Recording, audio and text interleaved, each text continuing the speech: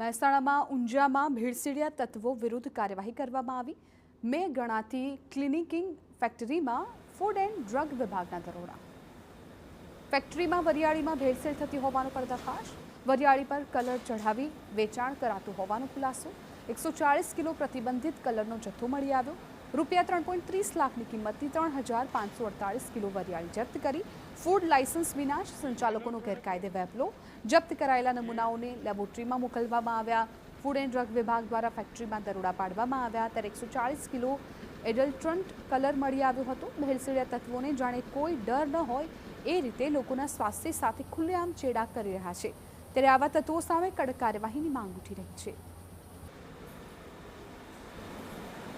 Spice city અને સૌથી મોટા એવા જીરું અને સ્પાઇસ બજાર ઊંઝામાં ગાંધીનગર ફૂડ એન્ડ ડ્રગ વિભાગ દ્વારા તપાસ કરવામાં આવી અને રેડ દરમિયાન મારી પાછળ આપ જે જોઈ શકો છો ત્યાંથી ગણપતિ ક્લિનિક ફેક્ટરીમાંથી જે શંકાસ્પદ જે વરિયાળી છે એનો જથ્થો સીઝ કરવામાં આવ્યો છે। લગભગ 3548 કિલો જે ભેળસેળયુક્ત કલરવાળી વરિયાળી છે એ જથ્થો સીઝ કરાયો છે। 3.30 લાખનો મુદ્દામાલ થાય છે, જેમાં સ્થળ પરથી 140 કિલો જેટલો જે લીલા કલરનો જથ્થો છે એ રંગ પણ સીઝ કરવામાં આવ્યો છે અને જે સમગ્ર જે મુદ્દામાલ છે ફૂડ એન્ડ ડ્રગ વિભાગ દ્વારા સીઝ કરી અને પૃથ્થકરણ માટે લેબમાં મોકલવામાં આવ્યા છે। સમગ્ર જે બાબત છે જે લેબના રિપોર્ટ બાદ ચોક્કસ માલુમ પડશે કે કલર કયા પ્રકારનો વપરાતો હતો અને વરિયાળી જે છે સૂકી કયા પ્રકારની વપરાતી હતી અને કેવી રીતે આ ભેળસેળવાળી વરિયાળી તૈયાર થતી હતી। સમગ્ર મામલે ગાંધીનગર ફૂડ એન્ડ ડ્રગ વિભાગ દ્વારા તપાસ કરવામાં આવી છે અને ફ્લાઇંગ સ્ક્વોડ દ્વારા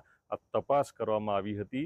સમગ્ર મામલે પૃથ્થકરણના રિપોર્ટ બાદ સમગ્ર હકીકત સામે આવશે, પરંતુ જે પ્રાથમિક દ્રષ્ટિએ લીલો રંગ મળ્યો છે જેના આધારે કહી શકાય કે સૂકી વરિયાળી પર લીલો રંગ ચડાવી અને રંગવાળી આ વરિયાળી તૈયાર કરવામાં આવતી હશે। મહેસાણાથી મનીષ મિસ્ત્રી, TV9।